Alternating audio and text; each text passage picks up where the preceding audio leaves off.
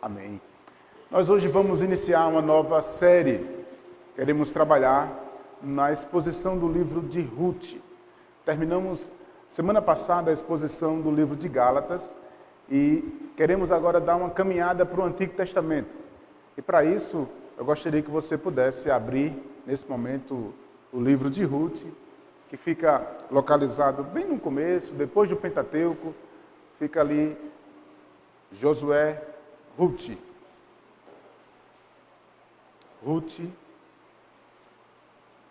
Josué, Juízes e Ruth. Muito bem.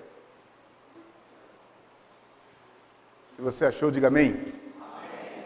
Mesmo assentados, eu vou pedir para você ler comigo do versículo 1 ao versículo 5, que diz assim: No tempo em que Israel era governado por juízes, houve uma grande fome naquele país.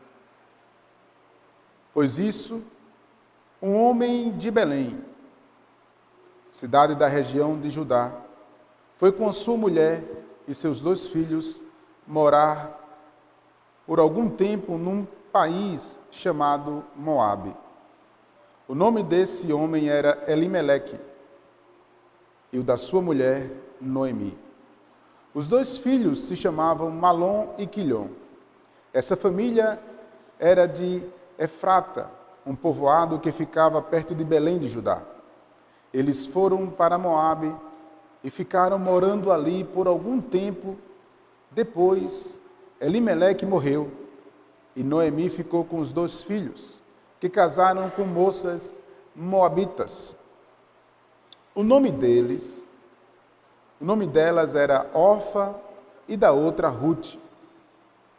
Quando já fazia quase 10 anos que estavam morando ali, Malom e Quilion também morreram, e Noemi ficou só, sem filhos e sem marido. Vamos orar? Deus, em nome de Jesus, eu gostaria de pedir, Senhor, neste momento, que a Tua palavra possa, Senhor, achar abrigo em nossos corações. Que o Teu Espírito Santo, Senhor, possa iluminar as nossas mentes, de maneira, Senhor, que a Tua palavra possa ser exposta, ó Deus, possa ser aplicada nesta noite aos nossos corações, para a glória do Senhor, em nome de Jesus. Amém? Você poderia fazer a seguinte pergunta ao seu irmão: como está a sua vida? Talvez a resposta seja, geralmente, de uma forma negativa. Não vai muito bem.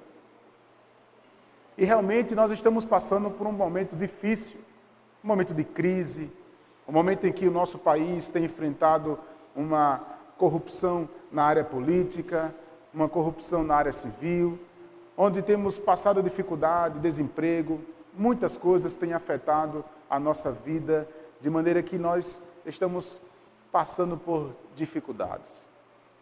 Mas ao olhar para esse texto, nós vamos perceber que Deus usa uma família, usa uma história tão linda, uma história de amor, que parece, não tem nada a ver com o Evangelho, mas quando você começa a esmiuçar o texto e olhar por entre as entrelinhas desse texto, você vai perceber Deus operando grandes maravilhas por meio dessa família, por meio desse relacionamento.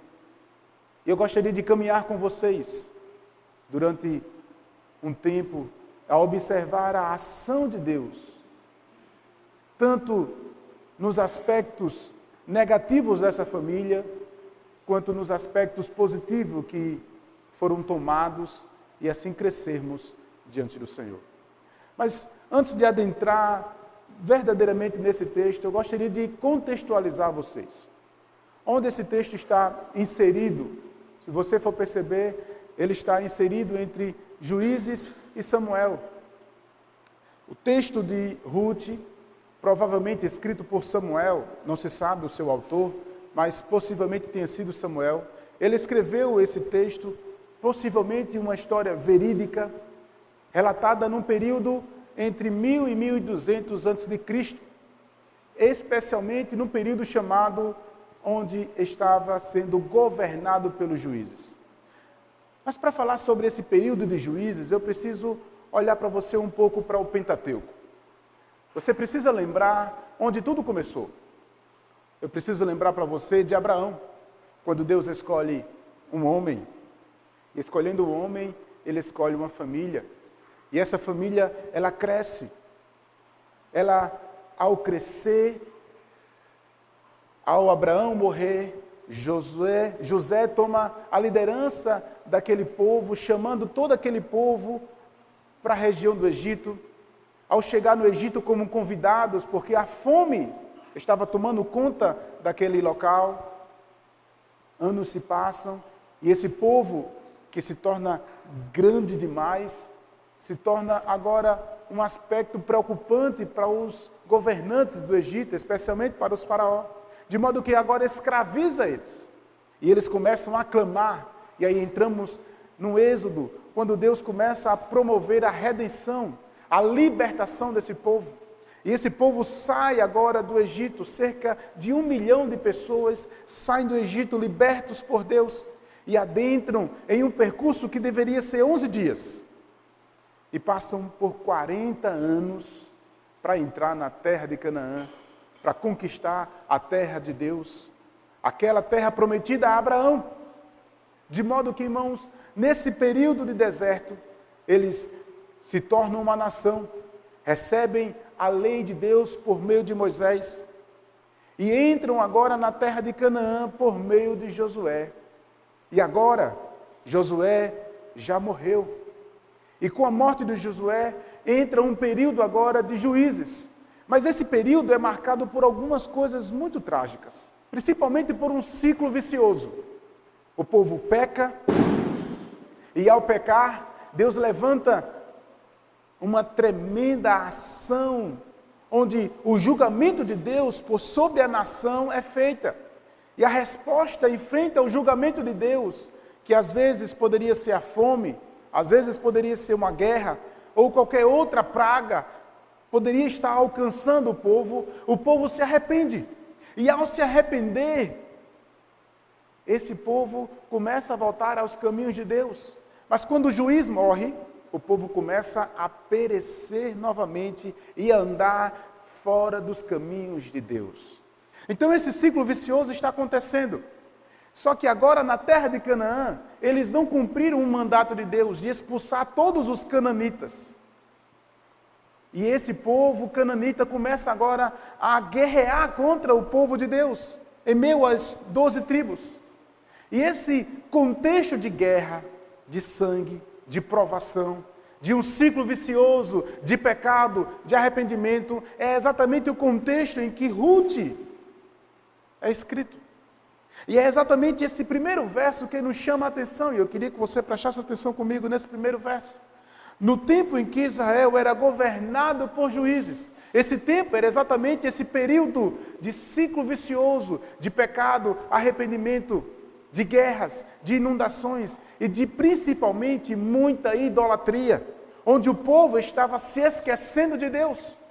E como o texto diz, houve uma grande fome que assolava aquela terra, a terra prometida, especialmente a terra de Belém. E é engraçado pensarmos, irmãos, nessa palavra Belém, porque Belém, na verdade, significa casa de pão. E aqui o texto nos deixa claro que estava faltando pão na casa de pão. É claro perceber a ação do julgamento de Deus sobre aquela terra. E a expectativa de Deus era que o povo, em frente ao julgamento, à fome, era que se voltasse para Deus em arrependimento pelo seu pecado. Percebe-se que um homem chamado Elimeleque toma uma decisão diferente. Nesse contexto você não percebe nenhum êxodo, nenhuma saída de todas as tribos, ninguém indo procurar qualquer outra cidade para promover uma saída ou uma busca pela solução da fome. Mas há um detalhe de falar aqui, uma coisa interessante. Quando a gente fala de fome, essa fome aqui não é uma fome que por muitas vezes, talvez aqui ninguém passou. Um povo agrícola não tinha supermercado para se comprar. Nada. Quando a fome acontecia naquela região, era exatamente a percepção de falta de comida, de maneira que eles não tinham como comer de verdade. Isso assolava toda uma comunidade. Mas alguns fatos históricos percebem, irmãos, que é naquela região de Belém que estava acontecendo esse período de fome. Elimeleque poderia estar pedindo ajuda aos seus familiares, às outras tribos. Contudo, ele toma uma decisão em um tempo difícil. E aqui chama a nossa atenção. Decisões tomadas em tempos difíceis. Ele toma uma decisão não norteada por Deus, nem norteada por um arrependimento, mas em busca de uma solução egoísta para que em sua casa tenha fartura. Então ele sai da terra prometida. E é interessante pensar nisso. A Abraão foi prometida essa terra prometida, e agora ele e sua família desfrutam de algo que muitos morreram para conquistar. Ele estava ali conquistado, ele estava ali morando na terra prometida e poderia apenas orar e pedir direção a Deus para que aquela terra que manda leite e mel, ao seu arrependimento, o arrependimento da nação, pudesse voltar novamente a desfrutar do cuidado, da ação de Deus, da prosperidade do Senhor, mesmo em meio às farturas que estava sendo passado naquele momento. Contudo, Elimeleque toma a decisão de ir para uma terra estranha, adúltera, uma terra idólatra, tomando decisões para a sua vida e para a sua família que trazem grandes consequências. O interessante, irmãos, ao pensar sobre isso é que a nossa vida não é muito diferente da de Elimeleque. Parece que se mudar de uma região para outra é algo muito natural. Nós não estamos falando dos nossos tempos. Se nós temos a oportunidade de ir para outra cidade e trabalhar, se nós temos a oportunidade de passar no concurso e ir morar em outro estado, não, é diferente a situação de Elimeleque aqui. Ele estava na terra prometida, conquistada pelos seus pais. Ali, e somente ali, era onde ele tinha a adoração a Deus. É onde ele iria desfrutar das festas religiosas. Era onde ele iria buscar ao Senhor. Saindo daquela terra, ele não estaria buscando mais a Deus. Ele estaria rejeitando alguns princípios e rejeitando a sua terra. De modo, irmãos, que ele toma uma decisão em busca de pastos verdejantes, sem a presença do pastor cuidador. Para ele, era muito melhor estar com a casa e com a mesa cheia do que com a casa e a mesa farta, mas com Deus. Ao olhar para esse contexto, nós, por muitas vezes, tomamos algumas decisões parecidas. Sabe quando? Quando as nossas decisões não estão sendo norteadas por Deus. Sabe quando? Quando nós queremos fazer o jeitinho brasileiro. Sabe quando? Quando as coisas no nosso casamento não vai muito bem e a gente tenta pular a cerca. Quando olhamos para o vizinho e achamos que as coisas do vizinho sempre é melhor do que a nossa. Quando algumas situações nos advertem, e a primeira coisa que nós fazemos é tentar usurpar algumas coisas, ganhar vantagem em cima dos outros, conquistar coisas que não são nossos méritos. Somos tentados hoje a tomar decisões, por muitas vezes, semelhantes. Mas esse homem, ele não tinha noção da gravidade das coisas que ele estava rejeitando. Esse livro nos mostra o caminho de uma família, a decisão de um homem que o Senhor não iria aprovar. E isso bate muitas vezes com as nossas decisões. Hoje nós sofremos por decisões que tomamos no passado. E as decisões que vamos tomar hoje vai indicar o que nós vamos viver amanhã. E precisamos prestar atenção que a prioridade da nossa vida não é ter mesa farta ou mesa abundante, faltando ou tendo. O mais importante é termos o Senhor na nossa vida. E isso não pode faltar de maneira nenhuma, mesmo que o país esteja em crise, mesmo que o desemprego esteja à porta, mesmo que a morte bata a nossa presença, mesmo que a gente venha perder, eu preciso entender que Deus continua no controle da nossa história. Mesmo que eu venha ter saúde ou não ter saúde, Deus continua na história. Mesmo que o tempo não chegou para mim, não posso me desesperar. Eu não posso tomar decisões que afetam o meu relacionamento com Deus, especialmente. Deus é aquilo que é mais importante para a sua vida. Por isso, precisamos medir em todas as circunstâncias e em todas as instâncias da nossa vida o que vai ser do meu passado, do meu futuro, com as minhas decisões, com os meus relacionamentos. Ao olhar para essa história, eu percebo, por exemplo, em primeiro lugar, este homem esquecendo da sua terra, esquecendo do seu povo e esquecendo-se de Deus. Quando nós tomamos decisões, irmãos, que afetam o nosso relacionamento com Deus, nós estamos virando as costas com Deus. Aquilo que Deus não aprova, não é para Deus, não é para nós tocarmos. Aquilo que Deus negou para mim e para você, nós não podemos fazer. Não. Ou, se fizermos, iremos arcar com as consequências. É exatamente isso que nós podemos ver. Elimeleque também esquece o nome que ele carrega. Elimeleque significa, na verdade, o meu Deus é rei. E aonde ele estava indo, ele estava dizendo agora que ele era rei da vida dele.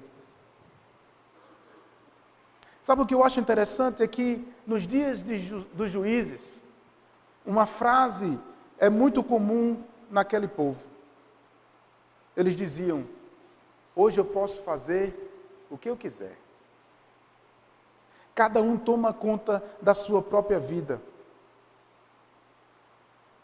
Cada um fazia o que era certo aos seus próprios olhos. Isso que era norte. Isso que era o que todos estavam querendo viver naquela época dos juízes.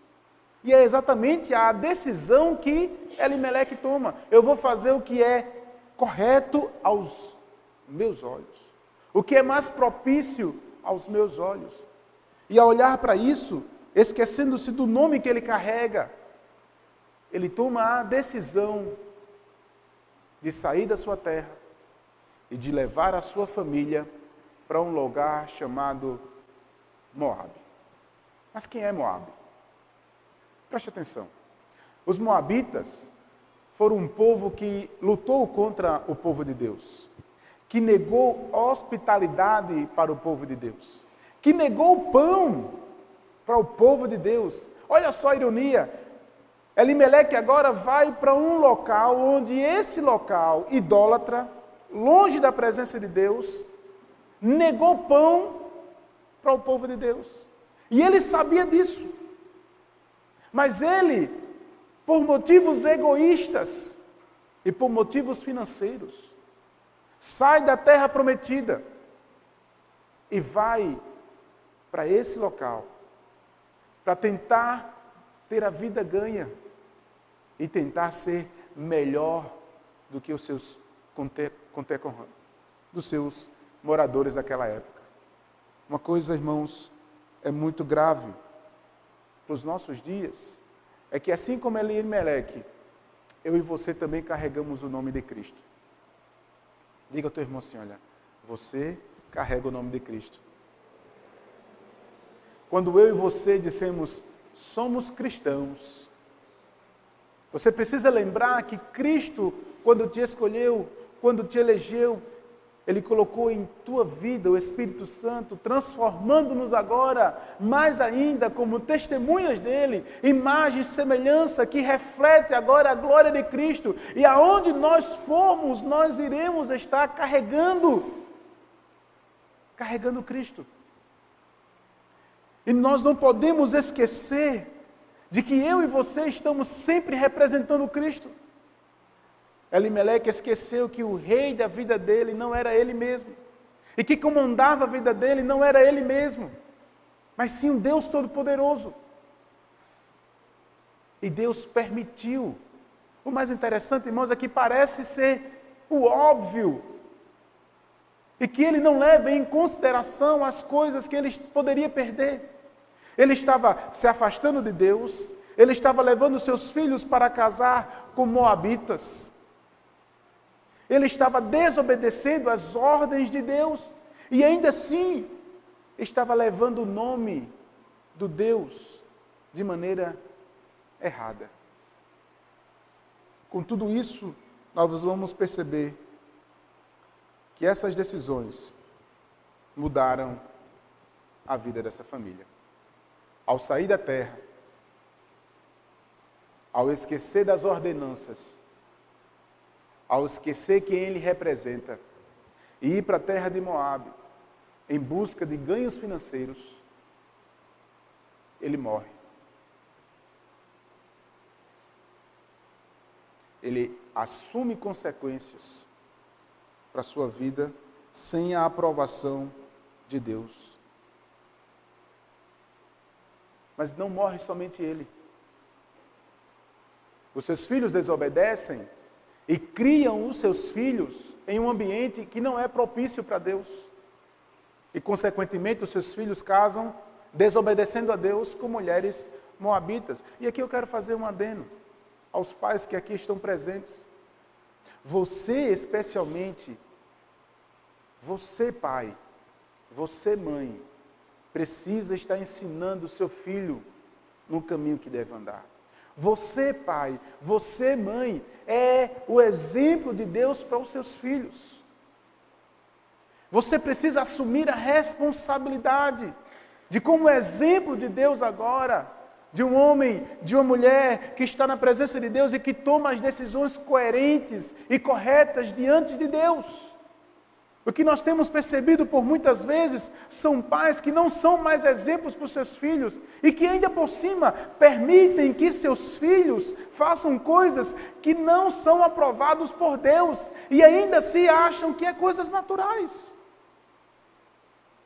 Sobre sua vida está essa responsabilidade. É você, pai, é você, mãe, que precisa estar atento a essas responsabilidades, porque talvez agora você não veja, mas amanhã e no futuro, aquilo que você não está ensinando hoje vai ser cobrado na sua cara. E você não pode dizer a ninguém. É porque é você que tem essa responsabilidade. E o mundo, irmãos, está atraindo seus filhos. O mundo está atraindo os nossos filhos, eu digo dos pequenos aos maiores. Precisamos, pais, orar pelos nossos filhos de maneira que nós possamos ensiná-los o mais correto, o mais coerente e o mais bíblico possível. E eu e você sermos exemplo para eles. Nós não podemos, de hipótese nenhuma, irmãos, inserir culturas e problemáticas que o mundo está inserido para eles. Eu preciso dizer não e ter coragem. Caso contrário, como esse homem, Elimeleque, levou seus filhos para uma terra estranha, os seus filhos fizeram aquilo que desagradava a Deus e casaram-se com mulheres que não deveriam. Pois o julgo desigual, irmãos, é claramente proibido por Deus, mas eles estavam em terras estranhas. Não tinham mulheres.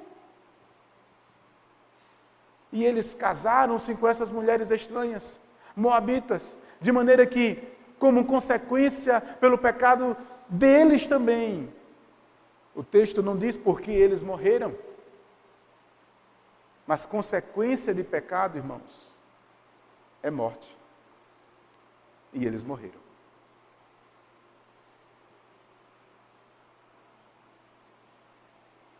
E agora fica Noemi e Ruth. De maneira que agora elas vão estar voltando para a sua terra e descobrindo o que Deus tem para eles naquele lugar. Mas diante dessa história tão trágica, entre decisões em situações difíceis, entre escolher aquilo que não é de Deus, em romper os pactos e as alianças com Deus, nós percebemos uma história linda. É que em Belém, a terra que estava faltando pão, anos mais tarde, a Bíblia nos diz que dentro da soberania de Deus e do cuidado de Deus, iria nascer naquela cidade aquele que disse que ele era o pão vivo. Se você percebe nas entrelinhas desse texto, já desde então, a ação soberana de Deus apontando para aquele que seria aquele que iria saciar as nossas vidas, saciar a ira de Deus, aplacar a ira de Deus, ser especialmente aquele que morreria na cruz. E Ele mesmo disse: eu sou o pão vivo que desce do céu. De maneira que nós nos alimentamos dele e é nele que temos esperança. Mas, pastor, o que é que tem a ver tudo isso comigo? Tudo isso nos chama a atenção para algumas coisas. Em primeiro lugar, eu e você estamos diante de um mundo pós-moderno que não acredita na Bíblia, que nega as Escrituras e que nos chama a tomar decisões contrárias às Escrituras. Eu e você somos chamados a fazer diferente de Elimeleque. Eu e você somos hoje convocados a tomar decisões não norteadas pelo fracasso, pelo desemprego ou pela situação difícil, mas norteados pela vontade de Deus. Eu não sei como é que você se encontra. Não sei como está a tua vida. Talvez você esteja passando pelo vale da sombra da morte. Talvez na tua casa os pastos verdejantes não estejam tão verdejantes. Mas o interessante é pensar que Elimeleque também, por mais que a casa de pão estivesse faltando pão, ele também não estava passando extrema necessidade e pobreza. É claro, no texto que nós vamos perceber que ele sai com muito dinheiro dali. E ainda deixa terras que Noemi vai tentar voltar para ela. É claro nesse texto que o coração de Elimeleque não estava no Deus Todo-Poderoso, mas sim estava nas posses. E hoje o mundo vai nos levar a desacreditar do Deus soberano que cuida de nossas vidas. Eu e você precisamos entender que mesmo desempregado, mesmo perdendo, mesmo em meio à crise que estamos enfrentando, mesmo em meio às circunstâncias difíceis da nossa vida, Deus continua no controle da nossa história. Ele vai suprir a nossa necessidade e Ele vai levantar todas as coisas necessárias no tempo certo. Não possamos e não podemos tomar decisões, irmãos, que contrariam a vontade de Deus em nossa vida. Em primeiro lugar, na sua vida e na sua história está Deus. Não troque Deus por outras coisas. Não troque a sua vida com Deus por dinheiro. Não troque a sua vida com Deus, nem da sua família, com outras coisas, porque nossas decisões podem fazer futuramente grandes consequências. Coisas que nós não sabemos. Com certeza Elimeleque não sabia que iria morrer naquela terra. Talvez ele disse: eu vou, mas eu volto. Ele foi, se acostumou. Eu não sei como é que você está ou como você está passando, não sei quais são as lutas, mas eu quero dizer para você, creia tão somente no Deus que cuida da tua vida. Mesmo em meio às portas fechadas, mesmo em meio à fartura que você está passando, mesmo em meio às dificuldades que você possa tomar, não tome decisões que norteiam a tua vida a coisas contrárias para Deus. O Senhor é o Deus poderoso e que está no controle da tua vida. Precisamos entender que mesmo em meio às lutas que passamos, o Senhor continua com a nossa história. Cuidado com as decisões.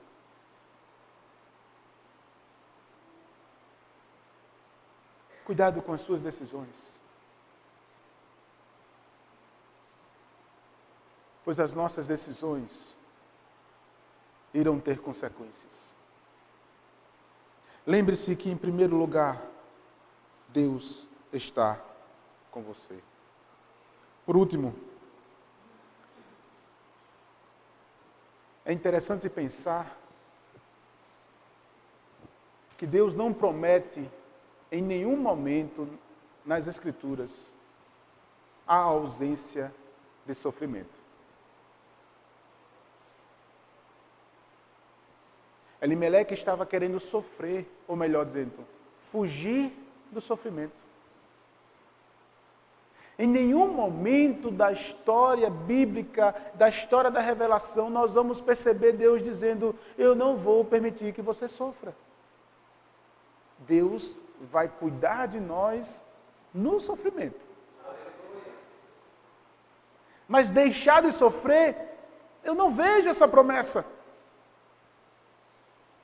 Então, eu preciso ter o cuidado que em meio às angústias e às tristezas e às perseguições, eu preciso entender que Deus está no controle e que Ele vai estar comigo. Ele está com você passando. Tenha somente essa certeza de que Deus está com você. Elimeleque tentou fugir do sofrimento. Além de que seu coração estava nas posses, ele tentou fugir do processo que Deus estava dando àquela nação. Em meio à idolatria, Deus queria que eles se arrependessem dos seus pecados e se voltassem para Deus. Ao contrário disso, Elimeleque, com o seu coração nas posses, foge do sofrimento, dando as costas para Deus. Ao olhar para o relatório histórico bíblico, nós vamos perceber que é em meio ao sofrimento que Deus faz a igreja crescer. É em meio às lutas que tomamos coragem. É em meio às dificuldades que nós temos mais intimidade com Deus. É nos momentos de angústias que nós mais sentimos a ação poderosa do Senhor.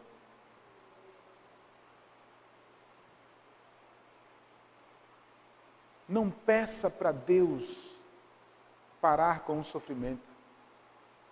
Peça para que em meio ao sofrimento Ele esteja com você. Ele esteja cuidando da tua vida. Ele esteja passando com você em meio a essa tribulação. Mas entenda que tudo não acontece por acaso, não existe esta história de acaso. Primeiro existem as suas decisões, mas existe o controle de Deus também.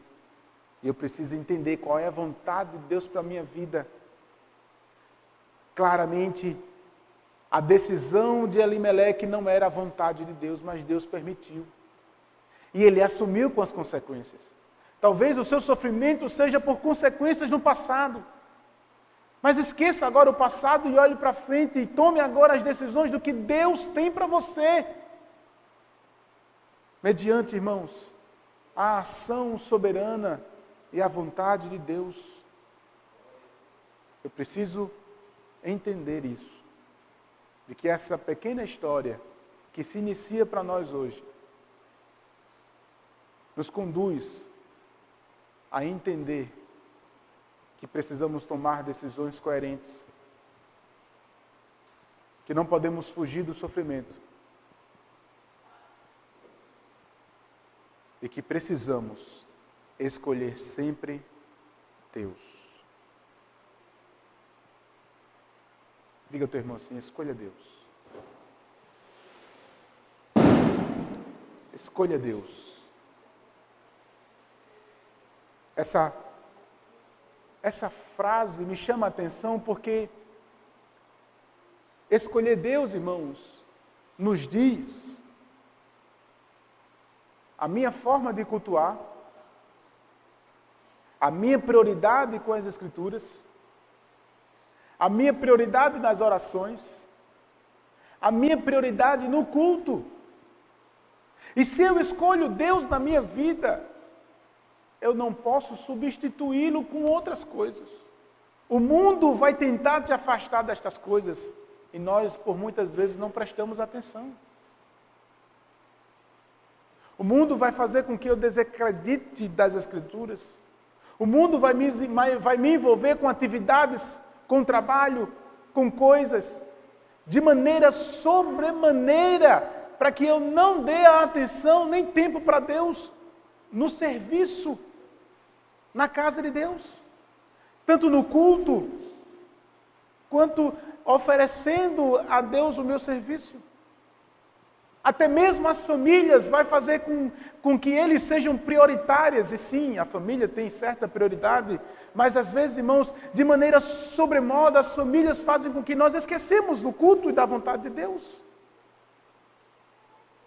Eu preciso, por último, entender que nada pode me afastar de Deus. E às vezes, para isso, eu preciso dizer não para algumas pessoas. Às vezes, para escolher Deus, eu preciso dizer não a muitas pessoas. E dizer não às pessoas é, por muitas vezes, ser chato, ser taxado como santo, ser taxado como religioso e ser perseguido.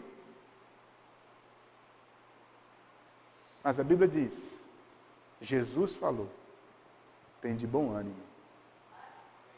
Eu venci o mundo. E nós fomos chamados, irmãos, para escolher Deus e não escolher as coisas do mundo.